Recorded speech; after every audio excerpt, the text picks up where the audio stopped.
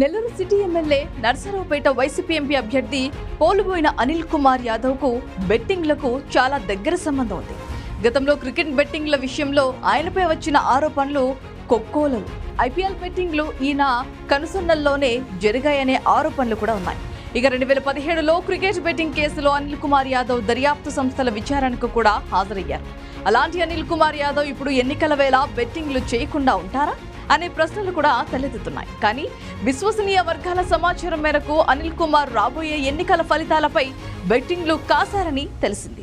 అయితే ఆయన ఏ పార్టీకి అనుకూలంగా బెట్టింగ్లు కాశారో తెలిస్తే అంతా అవాక్కవ్వాల్సిందే. ప్రస్తుతం కూటమి పార్టీలు బాగా స్వింగ్ లో ఉన్నందున అనిల్ కుమార్ కూడా ఆయా పార్టీలకే అనుకూలంగా పందాలు కాసినట్లు తెలిసింది.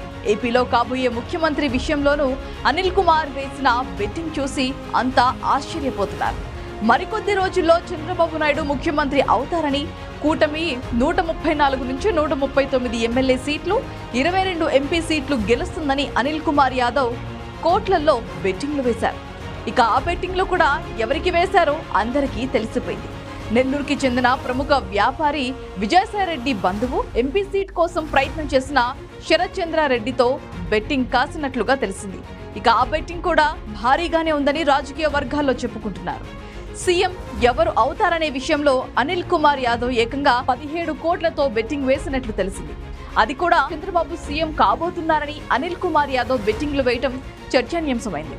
మరి ఈ వ్యవహారంతో కాబోయే ముఖ్యమంత్రి చంద్రబాబు అని అనిల్ కుమార్ యాదవ్ ఒప్పేసుకున్నట్లు అయిందని సోషల్ మీడియాలో ట్రోల్స్ చేస్తున్నారు.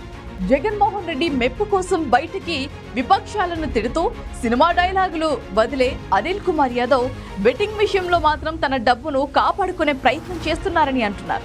వేదికలపై టీడీపీ నేతలకు మాస్ ర్యాగింగ్లు ఇస్తూనే వారికి అనుకూలంగా బెట్టింగ్లు కాయటం అందరినీ ఆశ్చర్యానికి గురి చేస్తోంది.